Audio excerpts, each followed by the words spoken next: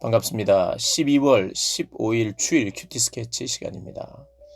오늘 본문은 요한계시록 16장 1절부터 21절까지의 말씀입니다.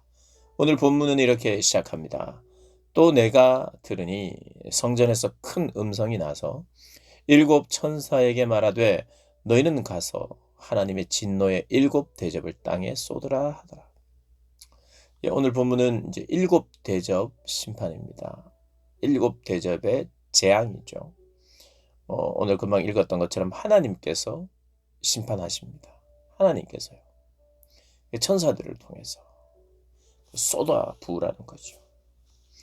첫 번째 천사가 가서 그 대접을 땅에 쏟으며 짐승의 표를 받은 사람들, 짐승의 표, 이마와 손목에 받았던 사람들, 세상의 삶의 방식대로 살았던 그 사람들에게 처해지는 그 심판이, 그리고 또 우상에게 경배하는 자들에게 처해진 심판이 첫 번째 대접을 쏟으니까 독한 종기가 났다는 겁니다. 독한 종기, 몸에 종기가 났어요.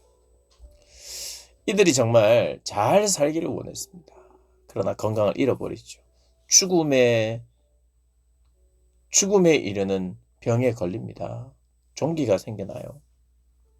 둘째 천사가 그 대접을 바다에 쏟으며 바다가 곧 죽은 자의 피같이 되니 바다 가운데 모든 생물이 죽더라. 셋째 천사가 그 대접을 강과 물 근원에 쏟으며 피가 되더라. 오늘 이 재앙들은요, 똑같지는 않으나 출애굽할 때에 하나님께서 애굽 사람들에게 내렸던 재앙이 생각납니다. 그런데 그 재앙들이요, 사실은 그들이 섬겼던 신들이에요, 신들. 그들의 신들을 하나하나 어떻게 보면 하나님께서 처단하십니다. 애굽 사람들이 믿고 의지했던 개구리도 하나의 신이었고요, 메뚜기도 하나의 신이었고, 그들을 돕는 존재라고 생각하면서 우상으로 섬겼어요. 풍요롭게 한다고 생각하면서요. 해도 섬겼죠. 해가 가장 큰 신입니다. 저 멀리 있고 늘 떠오르는 것이니까 태양을 가장 큰 신으로 생각했어요. 그런데 그렇게 믿고 의지했던 신들이 오히려 애굽 사람들을 괴롭히네요. 그런데 괴롭히는 그 우상들, 애굽 사람들이 자기 나름대로의 종교 행위를 했겠죠.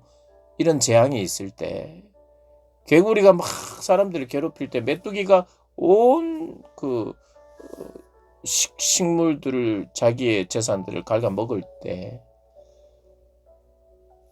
그 자기들이 믿고 있는 우상들, 신들에게 어떤 종교적 의식을 통해서 그만하기를 원했겠죠. 그런데 언제 그만두느냐. 모세가 바로에게 답을 얻어낼 때, 하나님께 기도할 때, 하나님께 말씀을 드릴 때 그칩니다.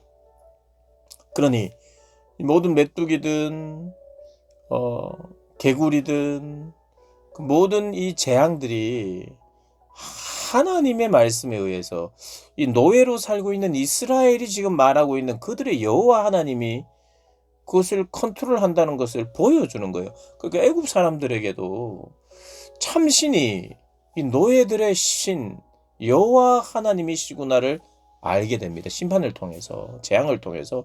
그리고 이스라엘은 어떻습니까? 이스라엘은 그 재앙을 보면서 우리의 하나님이 진짜 신이구나, 이런 용기가 생겼겠죠. 우리를 구원하실 분이구나, 용기가 생겼겠죠. 그러니까 이 심판을 할 때 하나님은 의미를 두세요. 어떤 한 가지의 심판으로 그냥 완전히 멸해버리는 것이 아니라 다양한 심판을 통해서 하나님의 심판의 깊이가 있는 거예요. 그 속에는 메시지가 있어요. 내가 잘못 쌓아왔던 것 확인하게 하신다는 거예요. 내가 살아왔던 삶에 대해서 제대로 후회하게 한다는 겁니다. 그게 깨달음이거든요. 하나님이 심판을 하시면서 나의 삶들을 보게 하시는 거예요. 재앙들을 통해서 내가 의지한 것들을 보게 하는 겁니다. 내 죄를 보게 하는 겁니다. 그래서 하나님의 이 심판의 깊이가 있습니다. 의미 부여를 시키면서 결국 깨닫게 해서.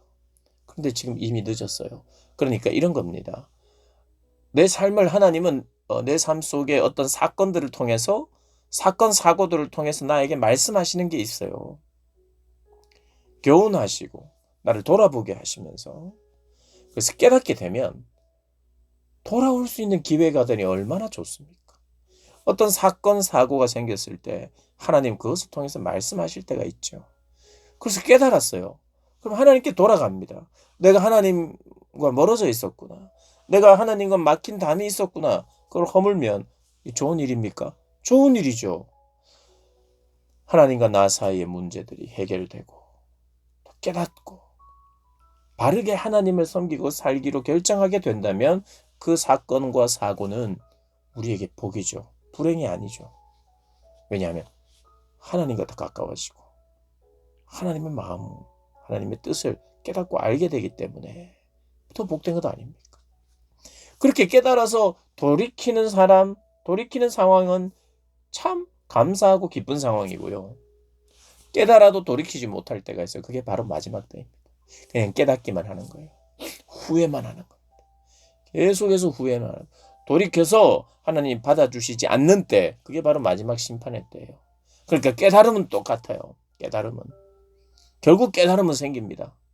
결국 우리는 하나님이 깨닫게 하셔서 내가 마땅히 심판받아도 마땅합니다. 인정할 수밖에 없도록 만들고 내가 깨달아서 돌이켰는데 하나님 감사합니다. 하고 하는 것이 구원이에요. 심판을 통해서 하나님 깨닫게 하시는 거예요. 보게 하시고요. 여전히 완악함이 남아있을 수 있으나 바락바락 하나님 앞에 대들면서 지옥에서 사는 게 아니에요. 철저히 하나님을 인정하는 것이죠. 지옥도. 그런데 고통 속에서 있는 겁니다. 깨닫고 지옥 가는 거예요. 계속 하나님을 원망하면서 하나님을 적대하면서 살 수 없어요. 하나님의 그 두려움 가운데, 후회 가운데 살아가죠. 그래서 오늘 첫 번째, 두 번째, 세 번째, 네 번째, 7번까지의 모든 재앙을 통해서 우리에게 깨닫게 하고 우리의 잘못이 무엇인지 보게 하고 그래서 철저히 내가 인정하면서 여러분 우리가 재판을 보면 그런 거잖아요. 재판을 통해서 벌을 줘도 그들이 제대로 인정하고 진짜 재판은 그런 거죠. 내가 제대로 인정하고 내 잘못이 맞습니다. 자백하고 결국에는 증거를 다 들이대니까 일부만 인정하고 있던 것을 전부 다 소상하게 다 인정하고 그리고 벌 받는 거. 최종 심판이 그렇다 이 말입니다. 심판 마지막 재판 때에 그리고 우리의 삶 속의 현재 우리가 살아가고 있는 현재는 기회의 시간이죠.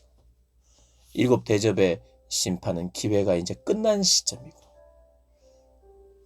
그러나 하나님은 깨닫게 하신다는 겁니다. 이 땅을 살면서 우리가 그런 하나님의 깨달음이 주어지는 사건과 사고가 있을 때마다 하나님을 더 깊이 알아가고 깨달아서 내 삶을 돌이키고 또 하나님과 더 가까워지는 저와 여러분 되시기를 주님의 이름으로 축복합니다.